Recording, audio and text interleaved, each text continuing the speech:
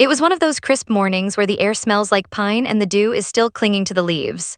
Grandpa and I had made it a habit to start the day by walking our hunting trail. Nothing fancy, just a little stretch, a few checks on the old trail markers, and maybe spotting a deer or two if we were lucky. I could hear the soft crunch of leaves under our boots and the occasional call of a woodpecker in the distance. It felt peaceful, like our own little slice of freedom in a world that seemed increasingly obsessed with rules and restrictions. Grandpa was walking ahead of me, his walking stick tapping the ground in that slow, deliberate rhythm that meant he was thinking. He always had a look like he was evaluating the entire world at once, calculating risks that nobody else even noticed. I had learned long ago not to interrupt him when he got that look, because whatever he was plotting, it was probably going to work out in ways most people couldn't even imagine. I was just about to step over a gnarled root when I heard it, a low rumble far off at first, but growing louder. I froze. "That's not a deer," I muttered under my breath. Grandpa paused and tilted his head, listening. The sound grew louder, unmistakably mechanical, a jeep bouncing over uneven terrain. My stomach sank. There were only a handful of people who would ever drive on this trail, and none of them would be in a black jeep with dark-tinted windows. I squinted through the trees and saw it, a jeep rolling onto the path like it owned the place. Two men inside, uniforms pressed tight, badges gleaming in the morning sun. At first I thought it had to be some local law enforcement, but something about them felt off. Their posture was stiff, too rehearsed, like actors playing a role, and their badges didn't catch the light like real metal. They looked plastic cheap. I waved my hands, trying to signal them to stop, hoping it was just a misunderstanding. But they kept coming, engine growling, tires crunching over the underbrush, acting like my waving hands were nothing more than scenery. Grandpa leaned on his stick and muttered under his breath, "They're going to regret this." I laughed nervously. "Grandpa, maybe they're just lost," I suggested, even though I didn't believe it for a second. He didn't answer. His eyes narrowed, scanning every branch and tree like he was mapping out the next 10 moves of a chess game I didn't know we were playing. As the jeep got closer, I felt a knot tighten in my stomach. They stopped a few feet from us and one of the men stepped out. His boots crunched loudly on the forest floor. He was tall, broad-shouldered, and trying very hard to look intimidating. He held up a clipboard and waved a badge in my face. "We're here on HOA business," he said, voice firm but strangely hollow. "This trail is under our supervision. You need to follow protocol." I blinked. HOA business on our private hunting trail? My mind was racing, flipping through old property maps, easements, and every absurd rule I'd ever read in the HOA handbook. None of it made sense. "You're on private property," I said, trying to keep my voice steady. "This trail belongs to my family. You have no right to drive through here." The other man stepped out, holding what looked like a walkie-talkie. He squinted at me, clearly not expecting resistance. I noticed the jeep idling behind him, engine rumbling like it was ready to push forward regardless of what I said. Grandpa finally spoke, slow and deliberate. "You have no idea where you are. Back up while you still can." His voice was calm, almost lazy, but there was a dangerous edge underneath it. The taller man laughed, a short, sharp sound that didn't reach his eyes. "We have the right to be here," he said. "You'll have to step aside." I looked at Grandpa. He didn't move an inch, just tapped his stick against the dirt and gave me a small, knowing nod. That nod sent a chill down my spine. Whatever he had planned, it wasn't going to be conventional. And as I stared at the jeep, revving just slightly as if daring us to step aside, I realized we were about to be tested in a way I had never imagined. I swallowed hard, gripping my own walking stick, feeling the tension coil in my chest. The quiet morning, the peaceful trail, the calm rhythm of nature, all of it seemed to vanish in that instant. Now there was only us and this jeep full of men who clearly thought they could push through our land without consequences. I didn't know it yet, but this encounter was just the beginning. And Grandpa, he had a plan that these men wouldn't see coming until it was too late. The jeep sat idling on our trail like it belonged there, and the two men stepping out made me realize just how wrong they were. One of them, the taller guy, had that stiff, confident walk that screamed, "I think I own this place," while the other shuffled behind, looking nervous, like he had already lost the argument before it began. Their fake badges caught the morning sun, but instead of intimidating me, they made me want to laugh. Grandpa, of course, didn't laugh. He just adjusted his hat, leaned on his stick, and squinted at them like they were an experiment he was about to test. I stepped forward. "You're on private property. What you're doing here is trespassing." The tall one smirked. "We're here on official HOA business. This trail falls under community management. You need to step aside and let us inspect it." I raised an eyebrow. "Community management? You mean you want to drive your jeep through my family's land without permission?" He nodded as if that made everything perfectly legal. That was the moment I noticed the way the jeep was parked. One wheel was slightly on a root, the other on a small mound, making the whole vehicle tilt. I didn't want to admit it, but I was relieved. If nothing else, at least they were already in a tricky spot. Grandpa, however, didn't even glance at the jeep. He just let out a low whistle. You boys really have no idea where you are, Grandpa said, finally speaking. His voice was calm, but there was a weight to it, the kind of voice that made you think twice before arguing. I'd never heard him like this before, not directly at someone he considered an intruder. The shorter man shuffled his feet and spoke quickly. We just need to check the trail. We're making sure everything is up to code, nothing personal. I fought the urge to laugh at the phrase, nothing personal. Clearly, they thought that saying it would make it true. Grandpa didn't say anything. He just walked a few steps toward the underbrush and leaned slightly to inspect something. I followed, keeping one eye on the Jeep and the other on him. Then, like a whisper of danger in the morning air, I noticed something in Grandpa's hand, a small, flat piece of wood with nails sticking out, cleverly hidden. I froze, realizing exactly what it was. Grandpa had prepared for situations like this. All those years of hunting, trapping, and just being Grandpa on this land had led to this. He didn't even need to raise his voice. The threat was already there. The taller man laughed again, clearly thinking he could intimidate us. He stepped closer, lifting the clipboard like a shield. Listen, we're just doing our job. You don't want trouble, do you? Grandpa didn't respond. He just shifted his weight, leaned on his stick, and nodded toward the trail. I suggest you think about what you're doing before this morning gets any worse, he said. His eyes twinkled, though not in a friendly way. It was the kind of twinkle that made me shiver because I knew it meant he was about to teach them a lesson they wouldn't forget. The Jeep revved slightly, a warning rumble that made my stomach drop. They were daring us, testing boundaries. I gripped my stick a little tighter, feeling adrenaline spike. Grandpa noticed my tension and gave me a small, almost imperceptible nod. That was the signal I knew he had something in mind. The shorter man spoke again, voice shaking this time. We don't want to cause any trouble, we can just go back. The taller man didn't answer. Instead, he glanced toward the trail, then back at us, clearly realizing that they had no idea what they were up against. And that's when Grandpa did something I will never forget. Slowly, casually, he walked toward the center of the trail. No hurry, no drama, just a calm confidence that made me realize he was in complete control. I stepped beside him, my heart pounding. I didn't know exactly what he was planning, but I trusted him. He reached down and tapped the earth in a specific pattern, almost like he was planting a secret message. I leaned closer, trying not to make a sound. And that's when I saw it, the small spikes, hidden just under the leaves and dirt, perfectly placed to stop anyone from moving forward without noticing. The Jeep was still idling, oblivious to what lay ahead. I could see the sweat starting to bead on the shorter man's forehead. Grandpa straightened, smiled faintly, and said, I hope you brought more than badges today. At that moment, the silence of the forest pressed down on us, broken only by the Jeep's engine and the occasional bird call. I realized how quickly the morning had changed. What had started as a calm walk on our hunting trail had turned into a standoff with two intruders who thought they could push us around, and I knew, without a doubt, that Grandpa was about to make sure they never forgot it. The Jeep hadn't moved an inch since Grandpa had stepped onto the trail, yet the tension in the air was electric. I could feel it buzzing in my ears, like the forest itself was holding its breath, waiting to see what would happen next. The taller man's smirk had faded, replaced by a nervous squint as he studied Grandpa. He looked like a cat sizing up a dog that wasn't planning to chase him but might if provoked. I'm telling you, this trail is private property, I said again, trying to keep my voice steady even as my heart thumped. You don't belong here, turn around before someone gets hurt. The taller man scoffed. You don't get it, we're enforcing HOA regulations, you'll get fined maybe even. Enforcing HOA regulations? Grandpa interrupted, his voice calm but sharp enough to cut through the morning stillness. On a private hunting trail, you've lost your minds. He leaned on his stick, eyes narrowing, and gave me a look that said, watch this carefully. I swallowed hard. I had no idea what he was planning, but I knew it wasn't just talking. Grandpa had a way of making the impossible feel inevitable, like he was bending reality to his will without even trying.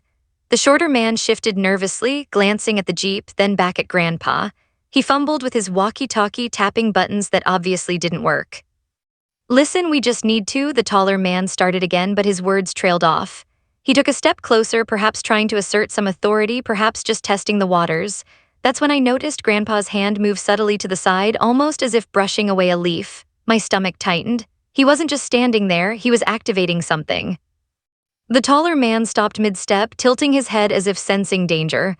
What's that? He asked, voice sharp but edged with doubt. I tried to act casual, pretending I didn't notice Grandpa reaching down, flipping a small wooden spike so it was now perfectly positioned to stop the Jeep. Nothing you need to worry about, I said. Grandpa didn't look at me, he just smiled faintly at the intruders. You boys should really think about whether this is worth it, he said, his tone calm, almost teasing. That's when the taller man's smirk started to wobble. Something about Grandpa's demeanor, the way he carried himself, was unsettling. It wasn't threatening in a loud, obvious way. It was the kind of calm confidence that made you feel stupid for even standing there. The Jeep revved again, a low, throaty growl. The taller man leaned on the hood, clearly frustrated. "We have the right to inspect this trail," he said, trying to regain control. "You're not making this easy." I felt a shiver run down my spine. Grandpa didn't move an inch. He just tapped his stick on the ground slowly, deliberately. Each tap seemed to echo in the quiet forest, a rhythm that somehow felt ominous. The shorter man fumbled again with the walkie-talkie, muttering, "We can't signal no service." Then Grandpa did something subtle but brilliant. He pointed toward the Jeep without taking his eyes off the men, and I realized he was guiding them toward the first set of spikes. They were just small boards with nails sticking out, not dangerous, but enough to stop a vehicle if it rolled over them the wrong way. The taller man didn't notice. He was too focused on asserting authority, too convinced that a badge and a clipboard made him untouchable. I wanted to warn them, laugh, even scream, but Grandpa put a finger to his lips. "Let them learn," his eyes seemed to say. The Jeep inched forward, tires crunching over leaves and soft dirt. Almost immediately, the vehicle tilted awkwardly, one wheel catching on a spike. The engine groaned as the taller man tried to back up, only to find the wheel spinning uselessly. Panic started to flash in his eyes. The shorter man was frantically waving at him, pointing at the ground like he finally realized something was very wrong.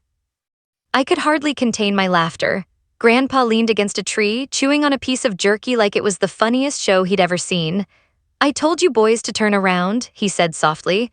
The taller man was shouting now, the kind of shouting that comes from fear and stubborn pride at the same time. The Jeep rocked and rattled over the spikes, but it wasn't going anywhere. Each failed attempt to move forward made the men angrier and more frantic. I realized that in a matter of seconds, what started as a calm, ordinary morning walk had turned into a complete standoff. And it wasn't just any standoff. It was Grandpa versus the fake HOA cops, and I knew who was going to win. I glanced at him and saw that faint, knowing smile again. I didn't even need to ask. He had planned every step of this. He always did. And now it was time for the intruders to learn exactly what happens when you drive onto our hunting trail without permission. Grandpa didn't rush. That was the first thing I noticed. While the Jeep sputtered uselessly on the trail, he moved with that deliberate calm that made him seem untouchable, like a general surveying the battlefield before giving orders. I followed closely, trying to match his pace, though my heart was still hammering from the standoff. The taller man was yelling, the shorter one fumbling, and all the while Grandpa walked as if this was just another morning stroll. He stopped a few feet from the first spike and crouched down slightly. I realized then that he wasn't just letting the Jeep get stuck. He was leading them straight into a trap he had carefully set up over the years. His hands worked quickly, flipping a couple of hidden boards so they were now perfectly aligned to stop any forward motion. I could feel a thrill run through me. Grandpa had been preparing for situations like this without ever telling anyone, and now, here we were, part of his quiet, masterful plan. I tried to act casual, keeping my voice low. "Grandpa, do you think they'll notice?" He gave me a slow, sideways glance and smirked faintly. "Notice? They won't have a choice," he said. The glint in his eye told me he was enjoying every second. It wasn't mean-spirited. It was the satisfaction of someone who had spent a lifetime protecting his land and family. The taller man leaned on the hood of the Jeep, looking around as if suddenly realizing that he might be in over his head. We just need to inspect the trail," he stammered. "We're doing our job." Grandpa didn't respond. He just tapped his walking stick against the ground, a slow, rhythmic pattern. I felt the tension in the air tighten even further. The forest seemed to go silent, as if holding its breath along with us. I watched the shorter man glance nervously at the trail ahead, then back at Grandpa. Something about that gaze made me grin. He had no idea what was coming. Then Grandpa did something I didn't expect. He casually walked over to a small patch of dirt and leaves on the side of the trail. With the ease of someone picking up kindling, he revealed another set of spikes, perfectly arranged for maximum effect. My stomach dropped a little at how clever it was. This wasn't dangerous, not in a lethal sense, but it was precise enough to make the Jeep's tires useless if it tried to move forward. The taller man frowned and started packing, clearly growing impatient. "I don't understand why this is happening. We have authority here, you can't just..." I barely stifled a laugh as his words trailed off. Grandpa leaned on his stick again, calm as ever, and pointed to the Jeep with a tiny nod. I realized then that he wasn't just defending the trail, he was making them learn a lesson about arrogance and respect. Every inch of this plan was designed to be clever, harmless, but utterly effective. The Jeep inched forward despite the spikes, but it groaned under the pressure. Tires slipped, dirt scattered, and the vehicle tilted at a ridiculous angle. The shorter man scrambled, trying to reverse, but each movement made things worse. Grandpa casually adjusted another spike, smiling faintly. "You boys are testing my patience," he said, voice quiet but firm. The taller man started shouting at him now, frustrated beyond measure. "Move that, step aside," he barked. Grandpa didn't budge. Instead, he leaned slightly to the side, inspecting another spot along the trail as if calculating the next step. He looked at me, that faint smile on his face, and I knew what was coming next. The Jeep wasn't going anywhere unless they learned to respect the rules, and Grandpa was about to make sure that lesson stuck. I watched the shorter man frantically wave at his partner. "Maybe we should go back," he muttered, voice cracking with panic. The taller man ignored him, still trying to assert authority, but I could see the cracks forming. They were flustered, trapped, and completely unprepared for someone like Grandpa. I felt a rush of adrenaline. It was like watching a perfectly choreographed plan unfold, and I had a front row seat. Finally, Grandpa straightened up, walking back toward me with that calm, deliberate pace. "They'll learn," he said simply. I nodded, heart racing, and realized that this was the moment the morning had been building toward. The Jeep wasn't just stuck. The intruders were about to experience the full extent of Grandpa's cleverness, and somehow I knew this was only the beginning. The Jeep creaked and groaned as it rolled over the first set of spikes. I had to bite the inside of my cheek to keep from laughing. The taller man's face was turning red, frustration bubbling up like steam from a boiling pot. The shorter one was practically trembling, hopping from foot to foot as if the forest floor itself had suddenly become lava. I couldn't stop thinking how ridiculous they looked, these self-proclaimed enforcers caught in a trap that was so obvious, yet they were too stubborn or too clueless to see it. Grandpa, of course, stayed calm. He leaned against a tree, chewing on a piece of jerky as if he were watching a rerun of his favorite show. "I told you boys to think twice before coming onto my trail," he said softly, and I swear the taller man flinched at the sound of his voice. There was something about Grandpa's calmness that made the Jeep occupants feel exposed, like they were suddenly the ones in someone else's territory. The taller man slammed his hands on the hood of the Jeep, yelling something about authority and fines. I had a fleeting thought about how absurd this all was. Here were two adults paid to enforce HOA rules, or at least pretending to be, and they were being stopped by a couple of wooden spikes strategically placed by a man in his 70s. I laughed quietly under my breath, and Grandpa shot me a glance. Not a warning glance, but one that said, "Exactly, kid, exactly." The Jeep tried to inch forward again, but the spikes had done their job. The tires spun uselessly, skidding over dirt and leaves. The taller man leaned out the window, squinting at the trail ahead. "Step aside, we're not leaving until we do our job," he shouted. "Your job ends where my property begins," Grandpa replied, still calm, still chewing jerky. He shifted slightly and gestured toward another patch of spikes, just enough to block any clever maneuver they might attempt. The taller man's eyes widened as if he finally realized that the trap extended further than he had anticipated. The shorter man started panicking, muttering something about calling for backup. I could hear him trying his walkie-talkie again, but there was no signal. His panic was almost comical. He looked around, then at the taller man, and whispered, "We can't, nothing's working." That's when the Jeep tried to reverse. Tires squealed, dirt flew, and the vehicle tilted in a ridiculous angle, threatening to get itself even more stuck. I had to hold onto a tree branch to keep from doubling over with laughter. Grandpa didn't react at all, like this was exactly the plan he had envisioned. "Careful there," he said softly. "Don't get yourself more embarrassed." The taller man slammed his hands on the steering wheel, yelling incomprehensible threats. I could see the sweat forming on his forehead, mixing with the panic in his eyes. Grandpa, on the other hand, looked serene, like he was enjoying a morning coffee rather than orchestrating the perfect trap. I couldn't help but notice how completely powerless they were. The Jeep, a symbol of their imagined authority, was now a stationary monument to their arrogance. Every failed attempt to move it made their situation worse. The taller man shouted, the shorter man muttered, and the forest remained eerily quiet around us, watching it all unfold. Grandpa straightened up, brushing some leaves off his pants. "I think you boys need to reconsider your approach," he said, voice still calm, still deliberate. The taller man froze for a moment, clearly calculating options that didn't exist. The shorter one started packing in a small circle, muttering about how this wasn't in the HOA handbook. I leaned against a tree, heart pounding, and realized something. Grandpa had done more than just trap them. He had turned the entire morning into a lesson in humility. Every movement, every attempt they made to assert control only reinforced their mistake. And the best part, they didn't even realize it yet. The Jeep groaned one last time as the tires sank slightly into the soft earth. Both men looked around, finally noticing how completely they were stuck. Panic was etched into their faces, but Grandpa's expression didn't change. He didn't need to yell, threaten, or act tough. The trap, the planning, and the quiet confidence he carried were doing all the work for him. I could only shake my head, smiling despite the tension. This morning had started so peacefully, and now here we were, two fake HOA cops trapped on my family's property while Grandpa watched like a master puppeteer, calm, collected, and utterly in control. I realized then that the trail wasn't just a piece of land.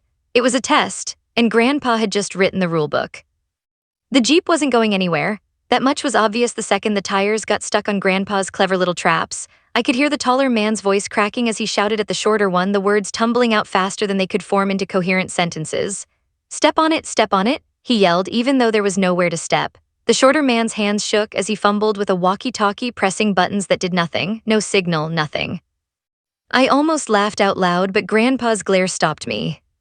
"You boys really thought this would be easy?" Grandpa said, voice calm but carrying that dangerous undertone that made me straighten up. He leaned on his walking stick, watching like a hawk. There was no rush in him, yet every movement seemed purposeful. The Jeep's engine sputtered again, trying desperately to inch forward, but the spikes and soft dirt beneath its tires laughed at its efforts. The taller man slammed the steering wheel in frustration, muttering about rules and authority, as if repeating the words enough times could magically make the Jeep obey. The shorter one was crouched beside the vehicle, trying to see if lifting the tires might help, but they were literally trapped.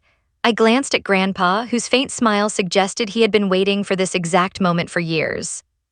Then, as if the universe itself was conspiring to add insult to injury, the shorter man accidentally knocked over a thermos, spilling coffee all over himself. I had to fight hard to keep from laughing out loud. The taller man groaned and threw up his hands. "This is ridiculous, we're professionals." Grandpa didn't flinch, he just adjusted another spike subtly, making the Jeep's current position even more precarious. "Professional enough to read a map or just confident enough to ignore one?" he said softly. I felt a thrill run down my spine. It wasn't just the trap, it was the way Grandpa handled them. Calm, clever, utterly in control. I noticed them trying to call for backup again. Their phones went straight to no service. Walkie-talkies, radios, nothing worked. The shorter man was muttering, "We're screwed, we're really screwed," over and over like a mantra. I had to bite the inside of my cheek to keep from chuckling. The Jeep rocked as the taller man tried once more to reverse, but each attempt just made things worse. Dirt flew, tires spun uselessly, and branches snapped under the strain. Grandpa, still leaning on his stick, barely moved. He didn't need to, their panic was doing all the work. Then I noticed the taller man looking around, eyes darting from trail to tree. He clearly realized they weren't just stuck, they were trapped by a carefully planned series of obstacles. He swallowed hard, the kind of audible gulp that says, "Oh, I really messed up." The shorter man tried to open the passenger door, but the angle was all wrong and it jammed. Panic set in fully. "We can't get out, we're stuck," he yelled. I could barely contain my laughter. The Jeep, a symbol of authority and power in their eyes, had become nothing more than a helpless metal cage. Grandpa finally stepped closer to the Jeep, his walking stick tapping the ground in that calm rhythm that always made me feel like he was a general and we were watching a masterclass in strategy. He pointed subtly to another hidden spike along the trail, just enough to block any clever maneuver they might attempt next. The taller man's jaw tightened as he realized that no amount of revving, no amount of shouting would get them out. I glanced at Grandpa and whispered, "Are we really doing this?" He gave me that faint, knowing smile. "They need to learn the hard way," he said softly, and I realized he was right. These men had come onto our land thinking a badge and a clipboard were enough. Now they were paying the price. The forest around us seemed to hold its breath. Even the birds had gone quiet, as if watching the chaos unfold was too intense for them. The Jeep occupants were flailing, trying to regain control, but everything they did only made things worse. Dirt scattered, tires spun, and branches cracked under pressure. It was a perfect storm of panic, and Grandpa was at the eye of it, calm and collected. I leaned back against a tree and took a deep breath, feeling a mix of adrenaline, amusement, and awe. Grandpa had turned a normal morning into a masterclass in clever strategy and patience. The Jeep wasn't just stuck. These intruders were learning exactly what happens when you underestimate someone who knows the land better than any rulebook. And I knew this wasn't over yet. There was one more step, one final twist that Grandpa had been saving for the perfect moment. The Jeep might be immobilized, but the lesson wasn't complete. That moment was coming, and I could feel the tension building even higher. By the time Grandpa stepped toward the side of the trail, I was holding my breath. The Jeep was already stuck, smoke curling from the tires as the taller man shouted at the shorter one. Their faces were flushed with panic, frustration, and a growing sense of hopelessness. I had to remind myself not to laugh, even though the scene looked like something out of a slapstick comedy. Two men who thought they were enforcing HOA rules were now completely at the mercy of a 70-something man in a hat and a walking stick. Grandpa crouched down briefly, examining the trail ahead like a chess master evaluating his opponent. Then, with a quiet, deliberate motion, he adjusted another hidden obstacle. This one was the final piece of his plan, another cleverly disguised spike angled perfectly so that if the Jeep tried to back out or move forward, it would become completely immobilized. I could barely believe how precise it was. Every step of this operation had been orchestrated, and the final trap was flawless. I watched as the taller man tried once more to reverse. The tires spun, the engine growled, and the Jeep tilted dangerously. I felt my stomach tighten. They were panicking now, slamming doors, shouting at each other, and fumbling with the radio like it might suddenly become magical. Step aside, the taller man barked, voice cracking. Grandpa didn't move. He just leaned on his stick, eyes fixed on the Jeep like he was waiting for the right moment to strike. "I think it's time you learned something about respect," he said softly, almost like he was talking to me rather than the intruders. The shorter man finally realized the situation was hopeless. He scrambled out of the Jeep, hands raised in defeat. We can't get it out, we're stuck," he shouted. The taller man froze, eyes wide, realizing he had been outsmarted completely. I couldn't help but grin. The Jeep, which had seemed like a symbol of authority and power, was now a metal prison on our trail. Dirt and leaves clung to the tires, smoke rising as they struggled in vain. The forest seemed to close in around them, silent witnesses to the spectacle. Grandpa stepped forward slowly, deliberately walking past me with that calm, assured pace that made him seem larger than life. I could see the taller man trying to act tough, but even he couldn't hide the fear in his eyes. Grandpa pointed to the trail ahead and with the faintest nod indicated the final obstacle. The taller man's eyes followed, and I saw the moment he realized the Jeep was trapped completely, no chance of escape without outside help. The shorter man muttered something under his breath about lawsuits and authority, but it was weak, desperate words that sounded ridiculous in the quiet forest. Grandpa didn't say a word to them. He didn't need to. The trap, the planning, and his quiet presence were enough. The Jeep occupants were humiliated, trapped by their own arrogance. I stepped beside Grandpa, trying to match his calm. My heart was still racing, adrenaline coursing through me. I glanced at the Jeep again. Smoke from the tires mingled with the morning mist, and the men inside were frantically trying to figure out what went wrong. I shook my head in disbelief. How could anyone be this unprepared? How could anyone underestimate Grandpa like this? Grandpa finally straightened, brushing dirt from his pants. He leaned on his stick and looked at me, that faint smile on his face that said, "Lesson delivered." "You see," he said quietly, "you don't mess with someone who knows their land." I nodded, laughing softly despite myself.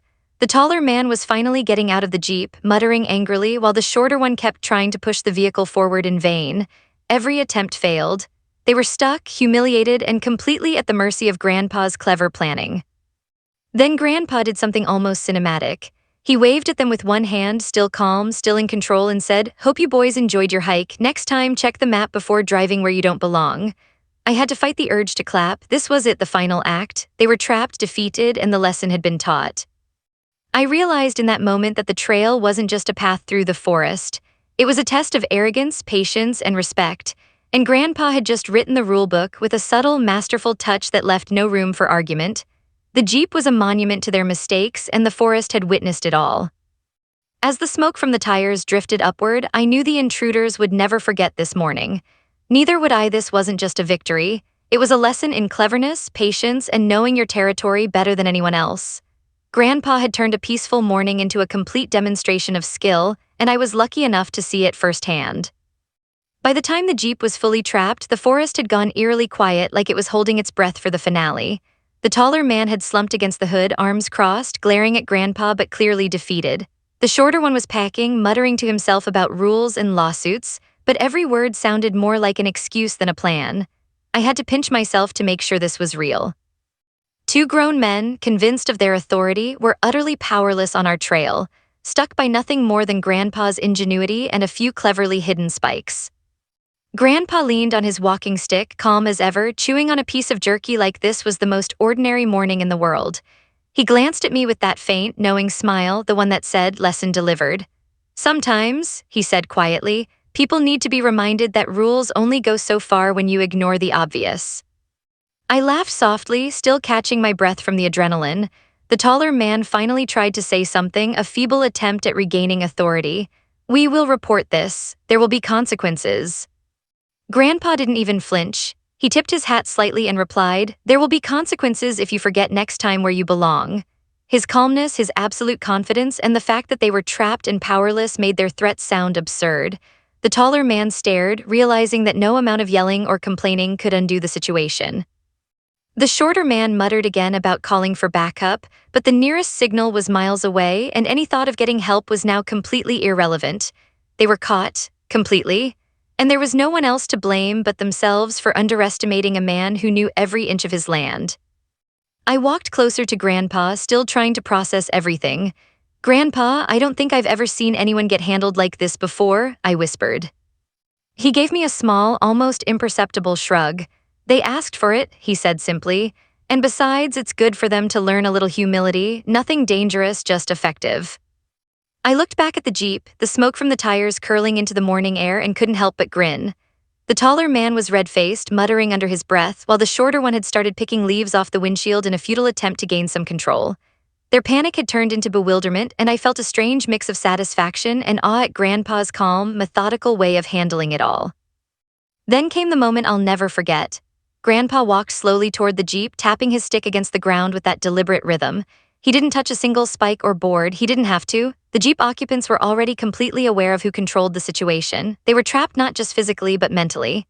Every frantic move, every frustrated shout had only cemented Grandpa's mastery over the trail and over their arrogance. I leaned against a tree, taking a deep breath, feeling the morning air wash over me. What had started as a calm walk to check the hunting trail had turned into an epic lesson in respect, strategy, and patience. Grandpa had demonstrated that knowing your land, staying calm, and thinking ahead were more powerful than any badge, clipboard, or imagined authority. Finally, the taller man sighed heavily and slumped back into the Jeep seat, defeated. The shorter one stopped pecking, staring at the spikes as if they had grown out of the earth themselves. Grandpa waved one hand casually in their direction, still calm, still composed, and said, "Next time, check the map before deciding to drive where you don't belong." I couldn't hold it in anymore. I laughed, a full, uncontrollable laugh. Grandpa looked at me amused and gave a faint nod. The Jeep occupants stared, muttered some more complaints, then realized they had no choice but to accept the situation. They were trapped, humiliated, and completely at our mercy. As the sun climbed higher, we walked back down the trail together, leaving the Jeep as a monument to their mistakes. Grandpa patted my shoulder. "That's why you always respect the land you don't own," he said quietly. "And that's why preparation matters more than arrogance." I nodded, realizing the truth of it. That morning had started like any other, but it ended with a lesson I would never forget, and a story I knew I would tell for the rest of my life. Grandpa had turned two fake HOA cops into the punchline of a forest comedy, a humbling lesson, and a demonstration of clever strategy all at once. And as we disappeared down the trail, leaving the Jeep behind, I knew one thing for sure. On our land, nobody drives through without respect. Not now, not ever. Every HOA has a story on HOA Headaches. You'll hear the ones they tried to bury. Subscribe today.